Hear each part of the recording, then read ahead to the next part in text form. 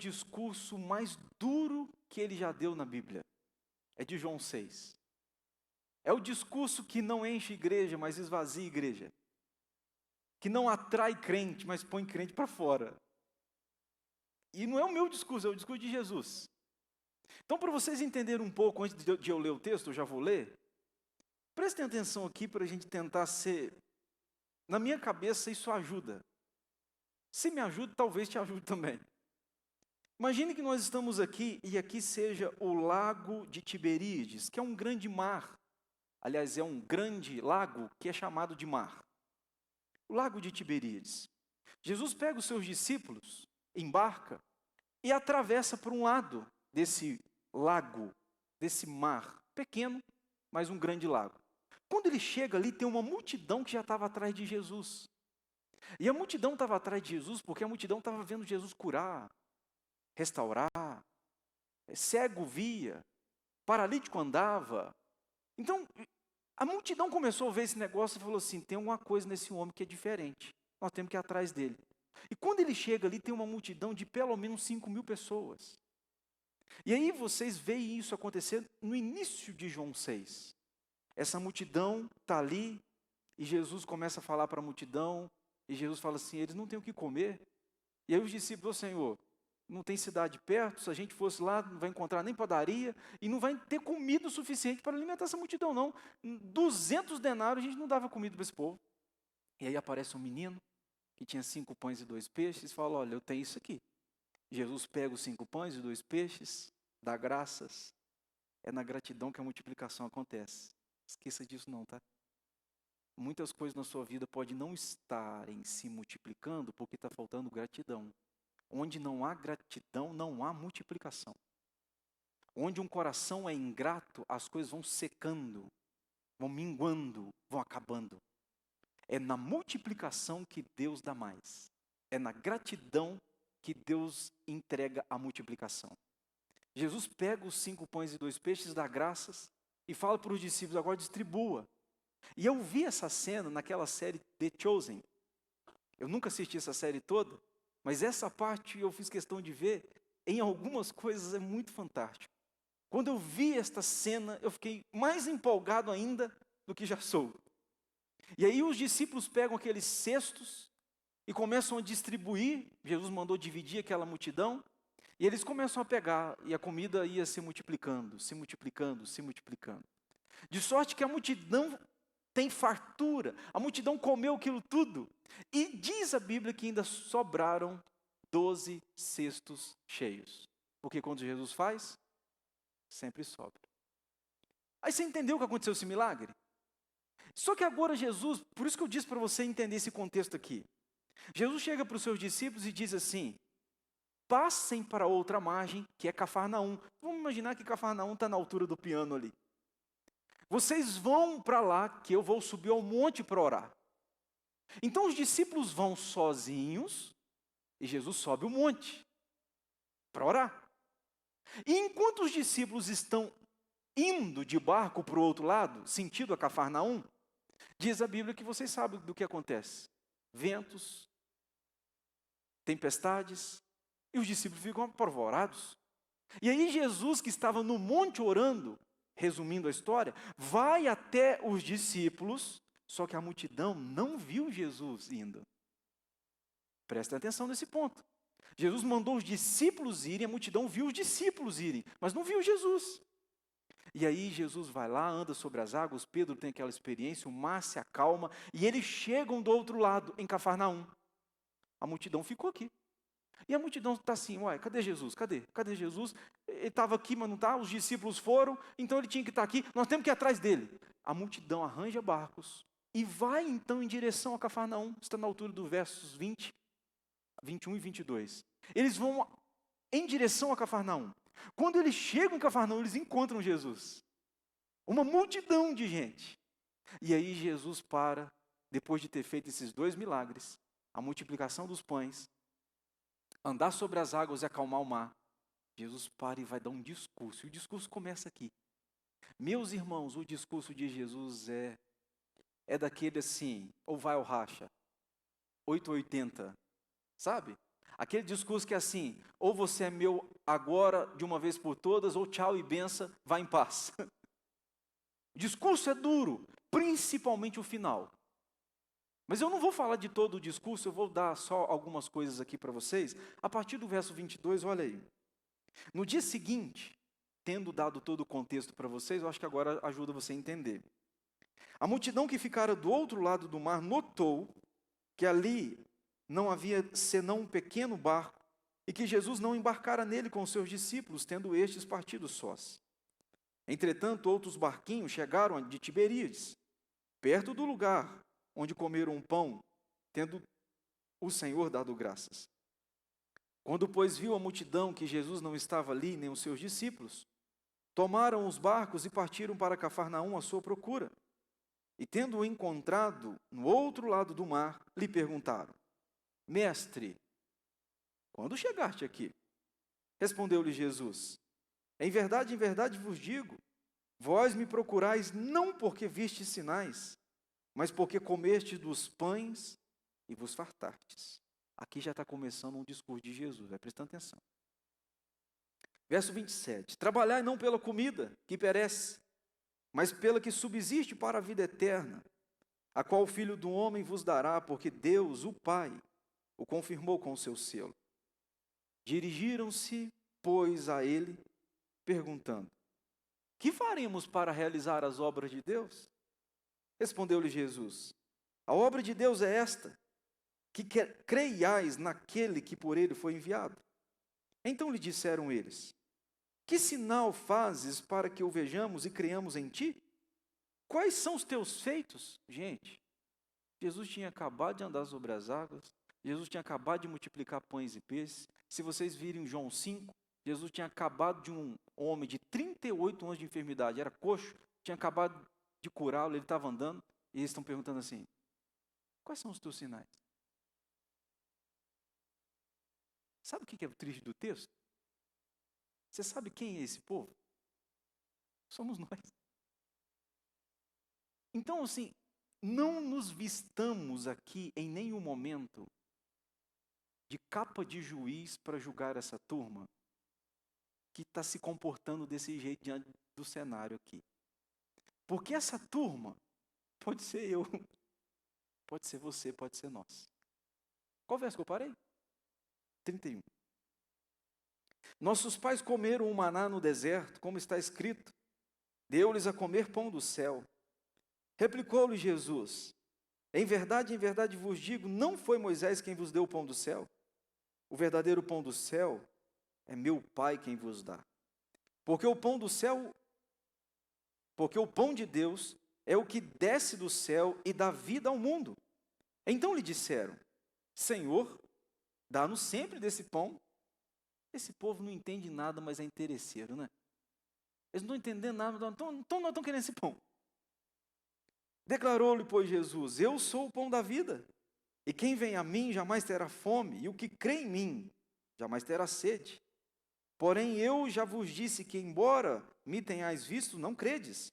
Todo aquele que o Pai me dá, esse virá a mim. E o que vem a mim, de modo nenhum lançarei fora. Porque eu desci do céu não para fazer a minha própria vontade, e sim a vontade daquele que me enviou. E a vontade de quem me enviou é esta: que nenhum eu perca de todos os que me deu. Pelo contrário, eu o ressuscitarei no último dia. De fato, a vontade do meu Pai é que todo homem que vir o Filho e nele crer tenha a vida eterna, e eu o ressuscitarei no último dia. Eu não vou continuar lendo, mas olha só o verso 41, o resultado disso tudo. O que está dizendo em 41? Murmuravam. Daqui a pouco eu vou dar uma pincelada para vocês entenderem o que está acontecendo depois disso. Deus, ajude a gente agora a ouvir esta palavra no nosso coração, que esta palavra frutifique, meu Deus, para a glória do Teu nome. Então traga a nossa mente cativa a Tua palavra, abra os nossos ouvidos, mas sobretudo, abra o nosso coração para receber a Tua palavra. Em nome de Jesus. Amém. Antes de eu conversar com vocês, eu quero colocar o tema que eu quero conversar com vocês, fazer uma introdução e a gente ir para o ponto, para a gente tirar lições para a minha vida e para a sua vida. O tema que nós vamos conversar nessa noite é: você está procurando Jesus por quê? O que te leva a seguir a Cristo? O que te leva a ser de uma igreja e a dizer: não, esse homem chamado Jesus é meu Senhor. Eu sou discípulo dele, seguidor dele, eu ando com ele, vivo por ele, morro por ele.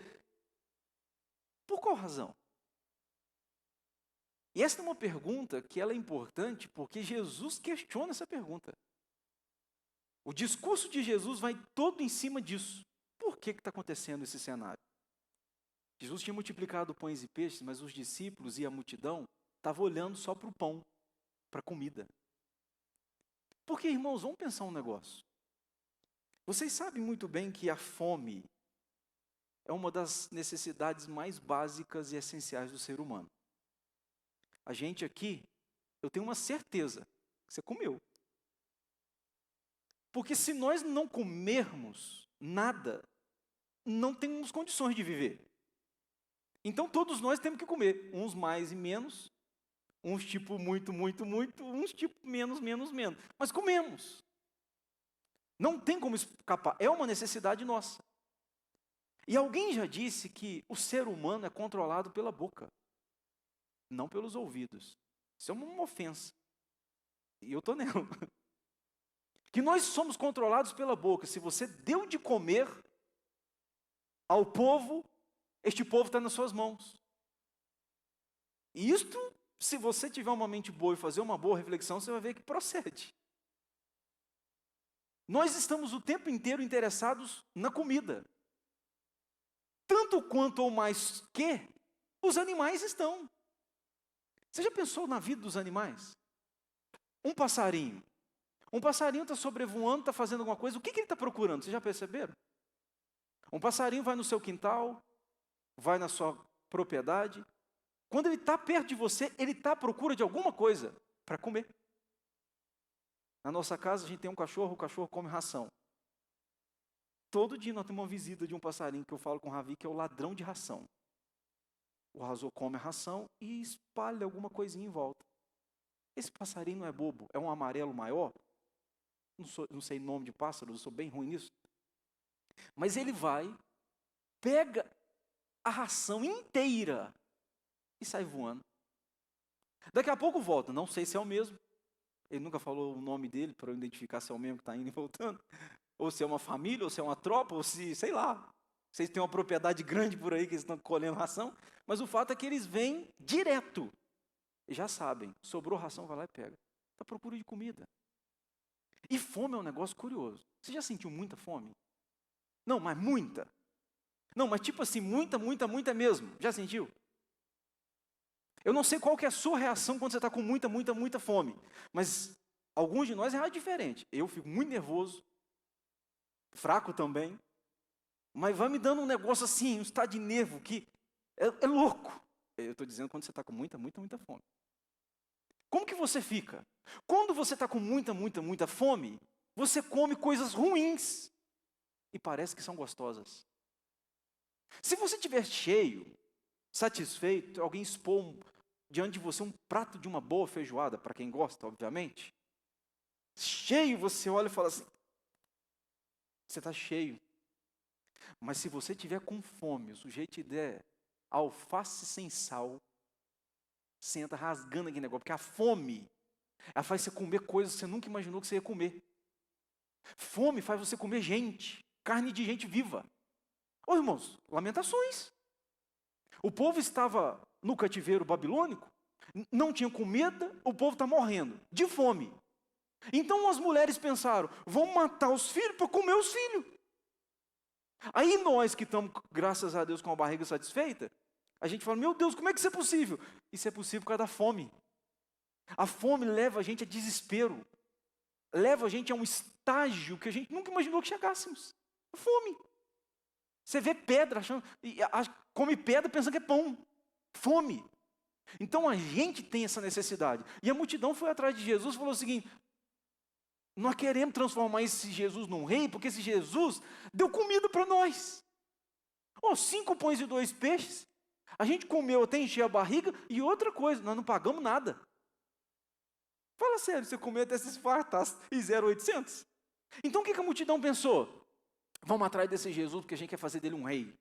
Nós vamos fazer desse Jesus um rei. Nós queremos uma pessoa assim, nós queremos um presidente assim, nós queremos um governo assim, nós queremos um prefeito desse jeito, que enche a nossa barriga a custo de nada. O que Jesus fez? Fugiu disso. Jesus nunca veio para ser tratado como um rei, como um fazedor de milagres, como alguém que você, tipo um Aladim, esfrega, faz um pedido e está aqui, o pedido está nas mãos. Jesus veio para honrar o nome do Pai, glorificar o nome do Pai, mas Jesus veio para dar a vida em prol de pecadores, que somos nós. Ele sabia da missão dele. E Jesus veio para ir à cruz. Em todo o tempo ele sabia disso. O que vai acontecer então? Jesus vai tratar com essa multidão de forma muito dolorosa, para tentar mudar a cabeça dele. Gente, vocês estão me procurando por quê? É por causa do pão? Ou por causa de mim? Vocês estão me procurando por causa das bênçãos? Ou por causa da minha pessoa? Sinceridade. Eu disse para você não criticar essa multidão. Porque essa multidão é a gente. A gente também não é assim? Irmão, se Deus começar a fechar as mãos das bênçãos para nós, é perigoso que a gente fique tão revoltado, que a gente vai começar a questionar Deus. As suas orações, elas são regidas por qual assunto? Por quem Deus é?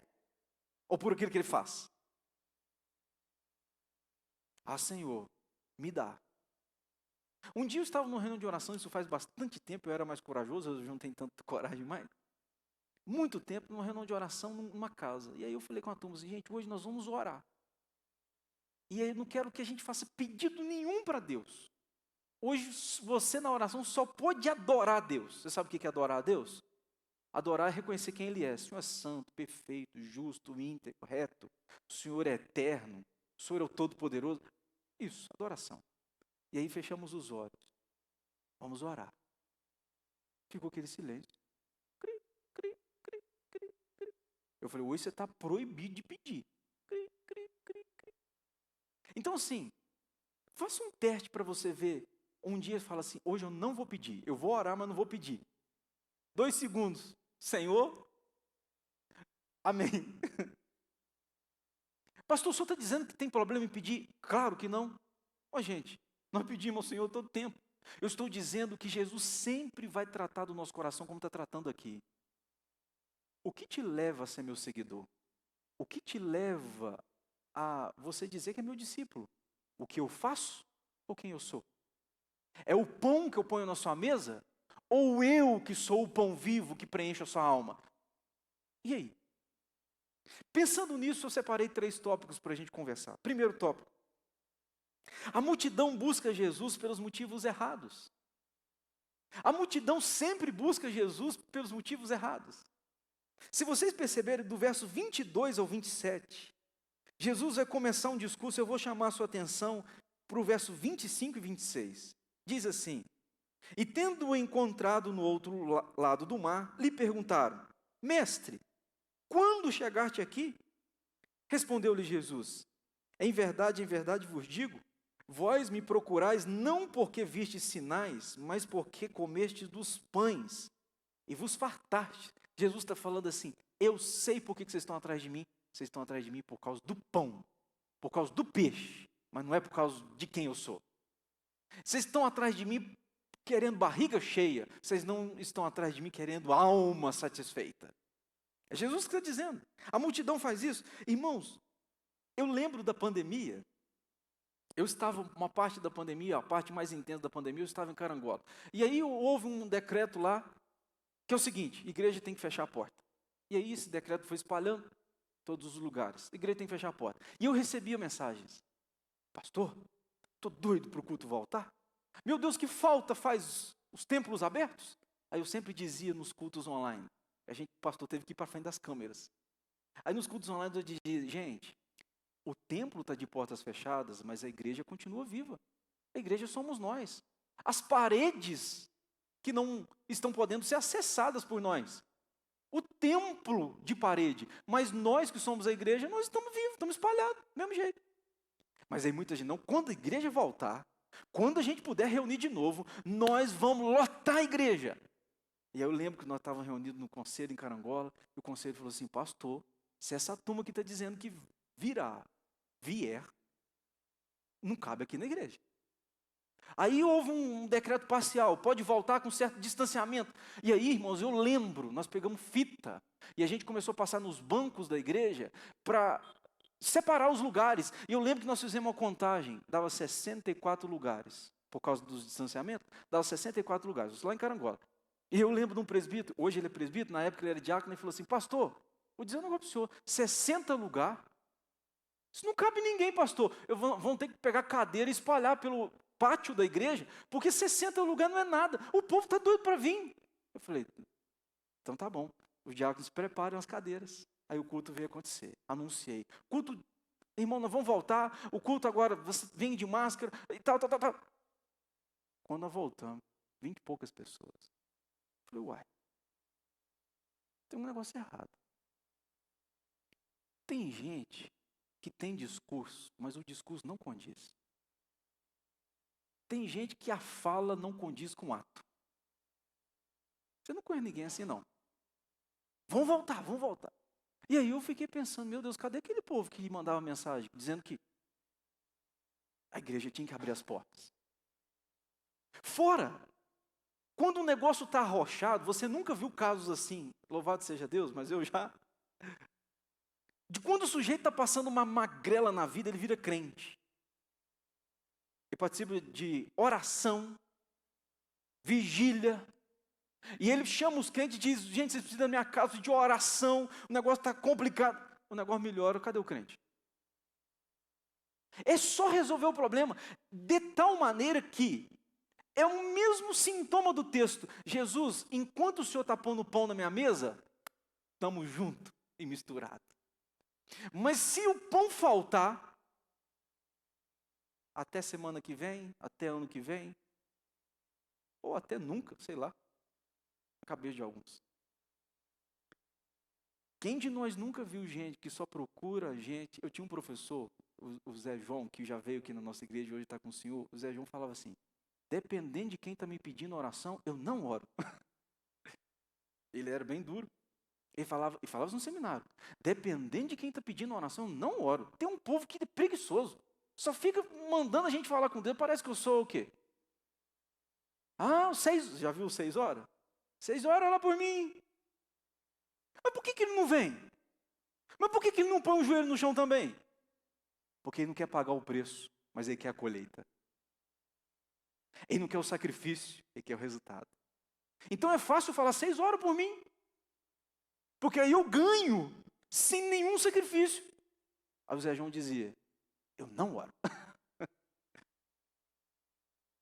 Ele era brutal. Irmão, quem de nós nunca viu gente que no tempo difícil vem diante de Jesus como um Aladim, esfrega, o milagre chega e a pessoa... É este ponto que Jesus está tocando. A multidão busca Jesus pelos motivos errados. Este é o ponto. Você lembra dos 10 leprosos? Os 10 tinham a mesma doença. Jesus curou os 10. 9. Tchau e benção, Jesus. 1 volta. O que volta está falando o seguinte, o milagre não é maior do que aquele que fez o milagre. Senhor, estou curado, que ótimo. Mas o Senhor é maior do que o milagre que o Senhor me deu, eu quero é o Senhor. 10 foram curados, 9 vão embora, porque 9 estão buscando Jesus pela motivação errada, que é um milagre, mas não quer Cristo. Quer bolso cheio, mas não quer Jesus. Quer saúde, mas não quer Cristo. Quer família abençoada, mas não quer Cristo. Mas um falou assim, não, Senhor, eu recebi o milagre, mas o maior milagre é o Senhor. Deixa eu dizer um negócio para o seu coração. Está com o coração aberto? O maior milagre que nós temos é o próprio Cristo em nós. Está com o coração aberto para entender isso? O maior milagre é Cristo se entregando a você. De tal maneira que se Cristo não lhe entregar a você, mas entregar todas as bênçãos, ele não é bom. Eu vou ilustrar, e a ilustração é fraca. É fraca, mas eu vou tentar. Se eu chegasse para o Ravi e falasse assim, filho, papai não pode muito não, mas tudo que o papai pode, eu vou te dar. Toma, brinquedo, toma. Comida, toma. Roupa, tudo. Mas tchau, filho. Daqui a 20 anos eu volto. Eu sou um bom pai ou ruim? Eu dei tudo. Mas eu falei, tchau. Eu sou bom ou ruim? Eu sou um péssimo pai. Porque colocar arroz e feijão dentro de casa, qualquer um põe. Sustentar uma casa, qualquer um põe. Mal ou bem, qualquer um faz. Mas não se entregar, esse é o maior prejuízo na vida do meu filho. De tal maneira que se eu fizer o contrário, eu sou um bom pai. Notem vocês, filho, eu não vou te dar tudo o que você quer, não vou te dar o melhor brinquedo, não vou te dar a melhor roupa. Eu vou manter você, mas você saiba que você tem a mim. Eu estou aqui. Eu sou ou não sou bom pai? Está entendendo? É o que Deus faz conosco, filho. Talvez eu não vou te dar tudo que você está querendo, mas você tem a mim. Esta é a maior dádiva.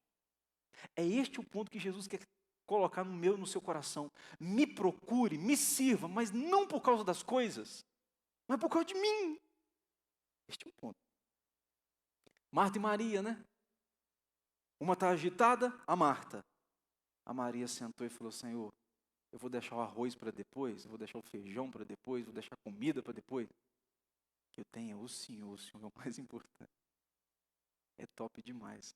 Aí Jesus falou para Maria, você escolheu a melhor parte. Ok? Segundo ponto, preste atenção. O verdadeiro alimento vem de onde?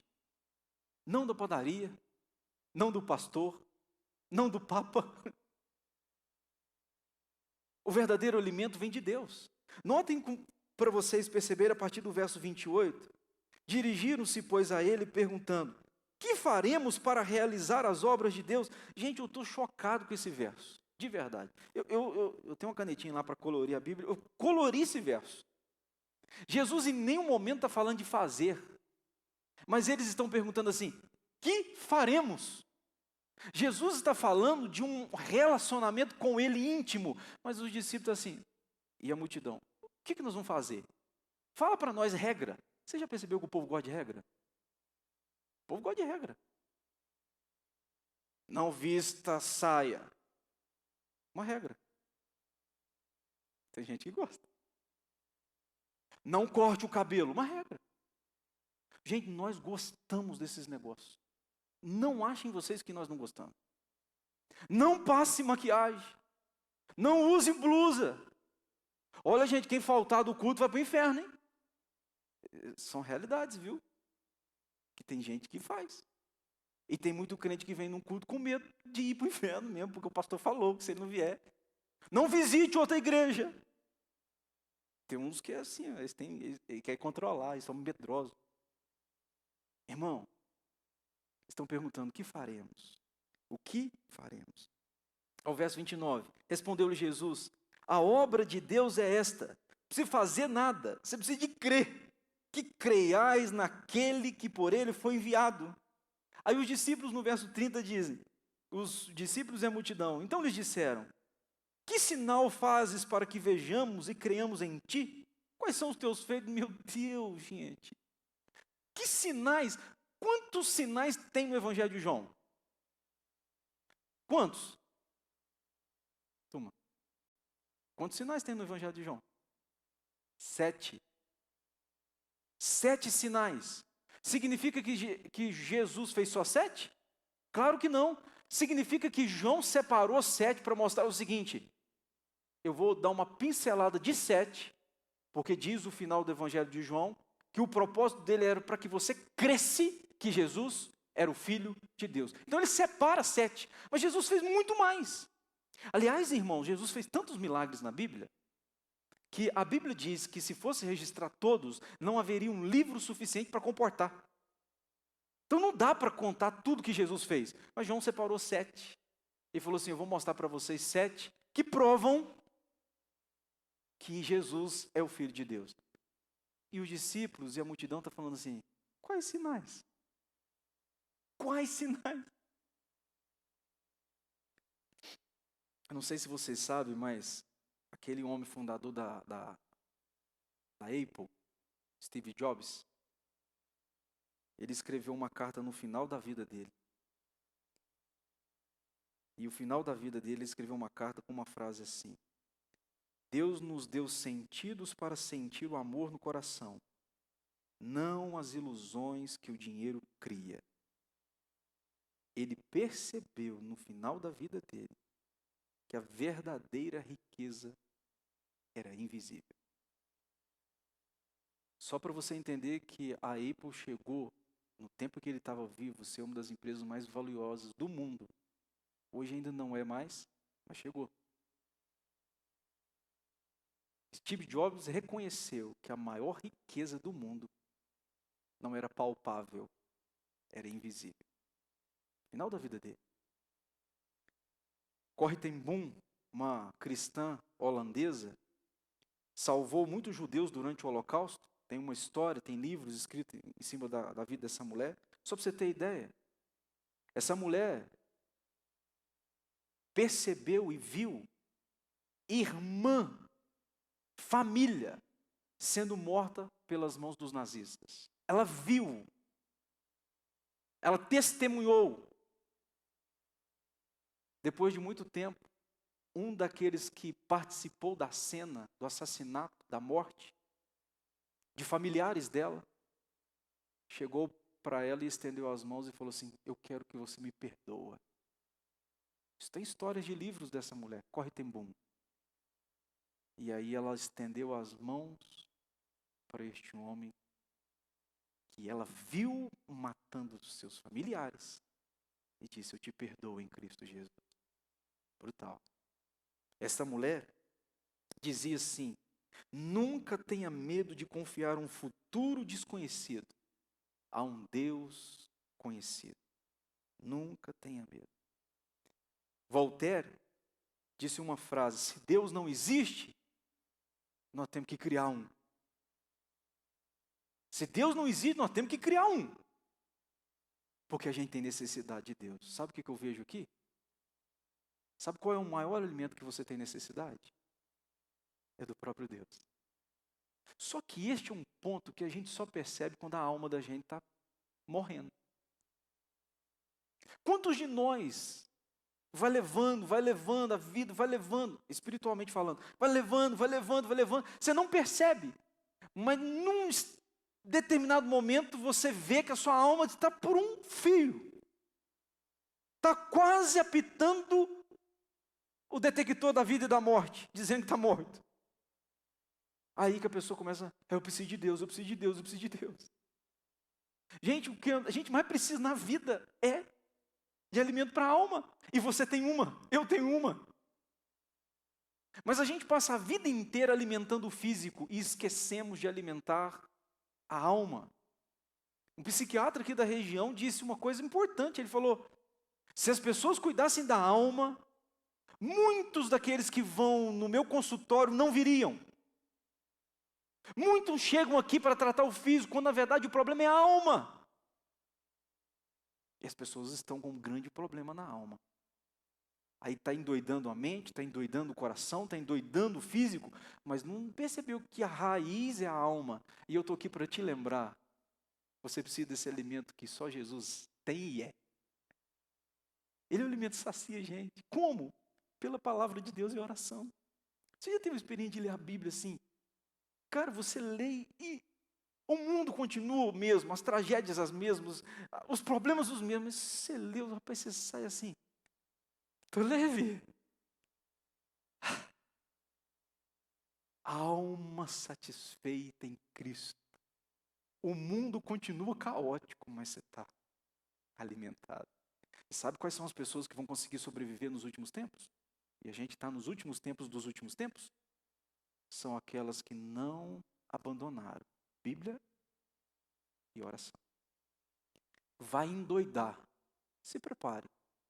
O povo vai endoidar, procurando alimento em tudo quanto é canto, porque rejeitaram um alimento que de fato precisam.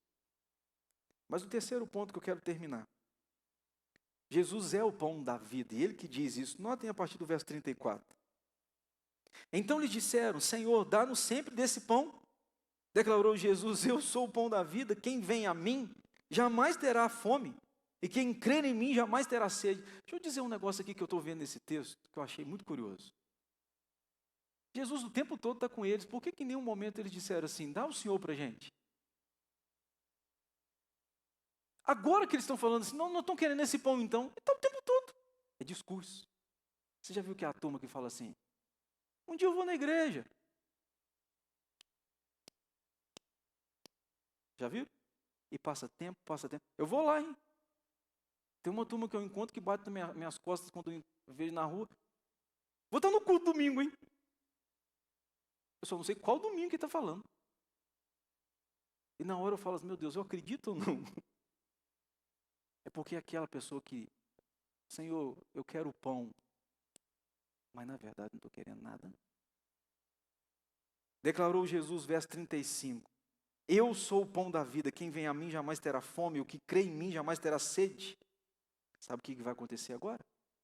No verso 41, murmurava. Esse homem, nós não estamos querendo nada desse pão, não. Eu vou separar aqui algumas coisas para você, para a gente pensar e ir embora para casa. Primeiro, quais são os sinais de que você e eu estamos de fato alimentados em Cristo? Eu não falei por que você está buscando a Cristo? Qual a razão que te leva a ser de Cristo?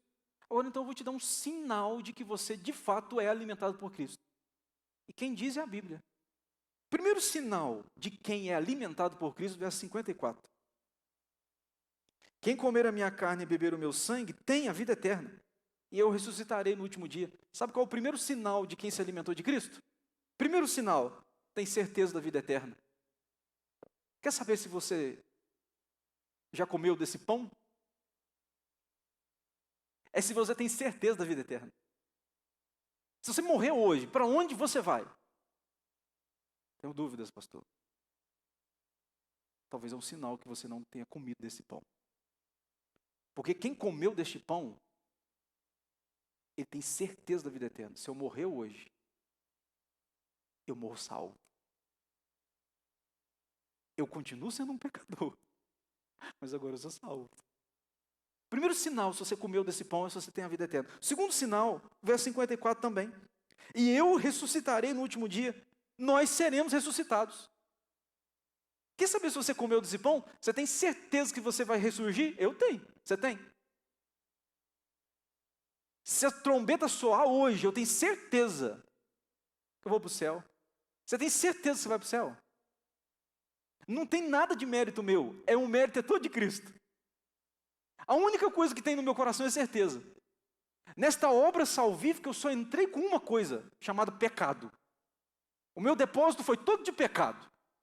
E o depósito de Jesus foi todo de perdão. Onde abundou o pecado, superabundou a graça. Quer ter um terceiro sinal? Que tem uma relação ele e a gente e ele, Cristo. Verso 54. Quem comer a minha carne e beber o meu sangue. Você quer ver um sinal de que você é crente? Não é só ser religioso, não é só ser presbiteriano, assembleano, batista. Isso tudo é bom, mas o verdadeiro sinal de que você é crente, que você comeu deste pão, é que você se relaciona com Cristo. Você tem saudade de Cristo. Você sente falta de Deus. Você tem coragem de abandonar uma multidão para orar? Todo mundo te chamando. Tem um churrasco na casa do William. O William bancou um churrasco esse final de semana, convidou a igreja. Mas aí você fala assim: esse final de semana eu tinha marcado, eu vou passar mais tempo orando, lendo Bíblia.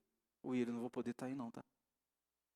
Cara, você tem condição de abandonar um negócio desse, porque a sua alma tem fome e sede de Deus? Quem tem fome de Deus, abandona. E não faz discursinho, não. Ô, William, eu não vou não, porque eu tenho que orar. Eu vou jejuar. que a mão direita faz? A esquerda não precisa ficar sabendo.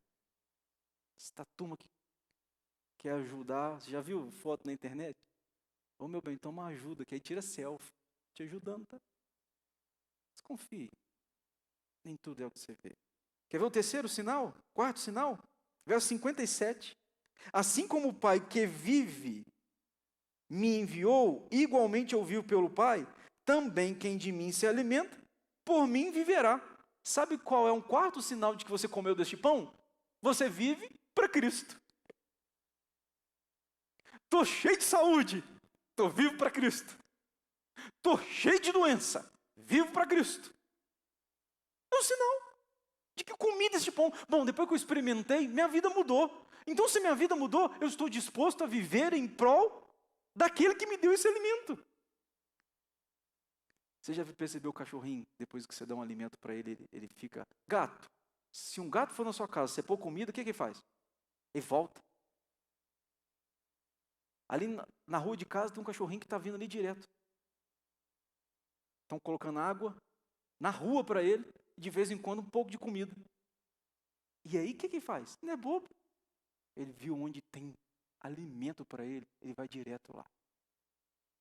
O dia que você comer do pão vivo que desceu do céu, você não quer perder por nada essa fonte. Tem uma música que a gente canta, William, me ajuda na letra, mais ou menos assim: quem já pisou no Santo dos Santos, em outro lugar, não sabe viver. Você entendeu a canção? Quem já comeu, não consegue mais qualquer tipo de comida. Isso é tipo assim, um dia que você comeu aquele arroz top, você não consegue engolir qualquer coisa não. Igual café bom. O dia que você bebe um café bom, ou ruim, meu filho, fica imbebível.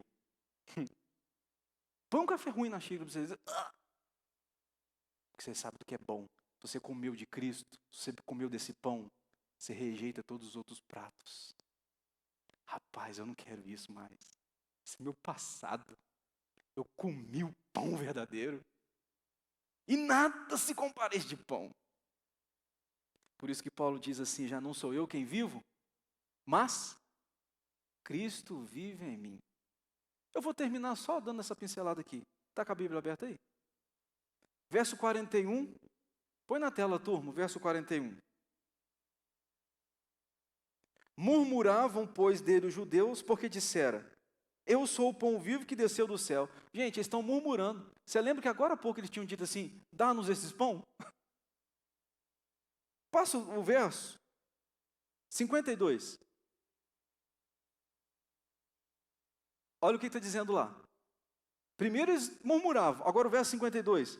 Disputavam. O que é uma disputa? O negócio já virou um ringue. Verso 60. Muitos dos seus discípulos, tendo ouvido tais palavras, disseram, duro é esse discurso, quem o pode ouvir? Eles disseram, Jesus, esse discurso do Senhor está sendo duro demais. Verso 66. À vista disso, muitos dos seus discípulos o abandonaram. Gente falou assim, ô pessoal, tchau. Eu estava seguindo ele porque ele estava colocando comida no prato da gente. Tinha pãozinho e peixinho, estava tão top. Mas ouvi esse negócio aí. Até mais, hein? Olha lá, o texto que está falando, sou eu não. Verso 66. Abandonaram. Verso 67. Então perguntou Jesus aos 12. Porventura, também quereis vós retirar-vos? Porque tem gente que acha que Jesus está mendigando a gente. Tipo assim, ô filho, vem num culto. Eu sou Jesus. Vem num culto. Não, por favor. Por favor, não abandona não. Por favor, meu filho. Preciso tanto de você. Jesus me ensina esse texto assim. Vocês querem ir? Está querendo ir? É isso? É nós que precisamos dele, gente. Não é ele que precisa de nós, não. Deixa eu te dizer um negócio. Isso é importante na igreja, isso é importante na sociedade, isso é importante na sua família. E Jesus sabe o quão importante você é, mas quem mais precisa somos nós. Então, quando a gente tem uma cabeça boa, você entende que é um privilégio estar aqui. Entende? É um privilégio. Jesus falou assim, vocês querem ir também, não? Verso 66. Aí no verso 70, replicou Jesus, não vos escolhi eu em número de 12? Contudo, um de vós é diabo. Referia-se ele a Judas. Eu não vou nem falar dessa parte, aqui dá um outro sermão.